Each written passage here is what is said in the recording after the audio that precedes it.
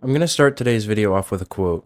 Give them bread and circuses and they will never revolt. And you know what's crazy? You know what the best part is? Everyone knows it, but no one will stop it. Look at us, all self-aware, seeing the cage, seeing the patterns, seeing the rich get richer while the poor get poorer, and yet all we do is see the post and the moment of, at least I know I'm in the know, and then scroll right on. Incredible. And yet, who can blame us? I mean, we have food, shelter, we have entertainment, so good, right? It's a pity about all sick people struggling to get help, but we send our pity through videos made by others that express our rage. Have a few shallow, heated discussions about the injustices with our friends, parroting what somebody else has already said, and we will just keep scrolling. Why should we give this up for freedom? We're happy, right? Why on earth would we want freedom when it's just chaos anyway? And that's why in today's video I'm going to be talking about why being comfortable is actually killing us. So what I think is interesting about people bringing up the 14th Amendment of the United States is that they think it's just okay to be like, okay, one day we're just going to revolt and go against the government and we'll take over.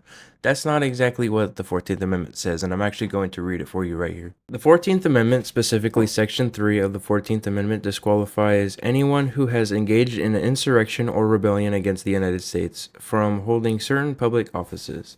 This demonstrates the legal consequence of engaging in such acts rather than granting a right to revolt. Therefore, while the Constitution protects the right to protest and express dissent, it does not grant a constitutional right to revolt against the government. So it basically, the 14th Amendment, it addresses citizenship, equal protection under the law, and due process. And if there is some sort of government disagree between the United States citizens and the government, there can be a protest against it and a rebellion, but there will never be a revolt. So in this section of the video, I'm actually going to be talking about how gladiator arenas can also tie into today's social medias and stuff like that. So this is what comes up when you Google what was the purpose of gladiator arenas. Gladiator arenas like the Colosseum were primarily invented to provide a space for public entertainment and to display the power and wealth of the Roman Empire. These arenas hosted gladiator combats, animal hunts, and other spectacles, serving as a means to distract the polis, reinforce social hierarchies, and even demonstrate military might. So they're straight up telling you right there that the Roman Empire were basically using gladiator arenas to distract people from political issues and all that fun stuff. So it sounds like a lot like today. And apparently they were using it as a political tool. They basically were sponsoring the games the empires were and wealthy individuals to gain favor with the public and demonstrate that they have power. I'm gonna ask everybody watching this video right now, does that not sound familiar?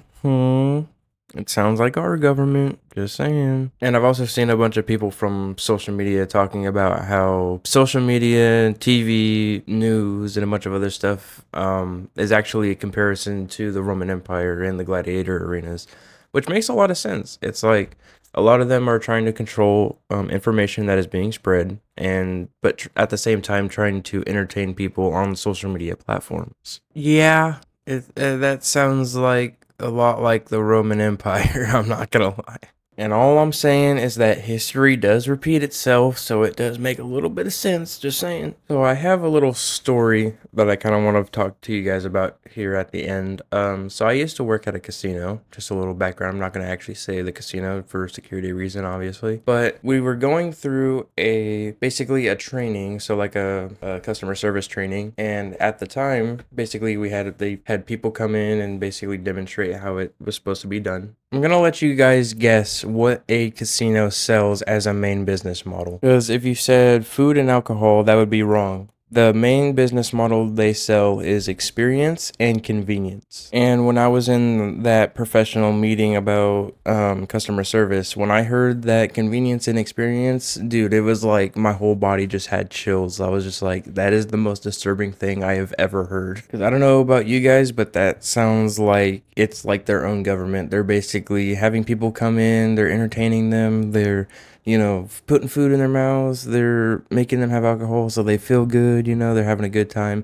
But overall, they're making so much money that it's literally unfathomable. I don't know about you guys, but that sounds like it's their own government, that they're funding this entertainment They're funding like all of this like experience and like convenience just so that they can put more money in their pockets. You know, gotta buy a new yacht. Just another way to make the rich richer and the poor poorer. Now, will I think there will ever be a revolution or a revolt against the government? No.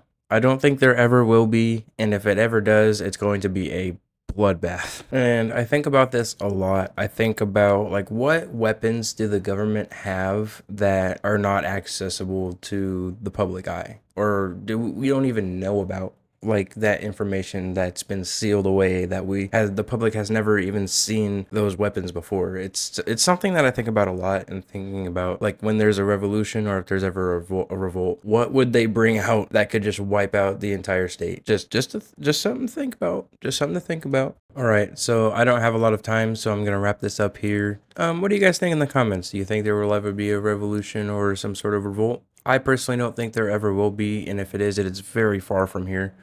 Anyways, I'm gonna end this video. Thank you guys so much for watching. I appreciate it. Please leave a like, comment, and subscribe, and I'll see you guys in the next video. Bye bye.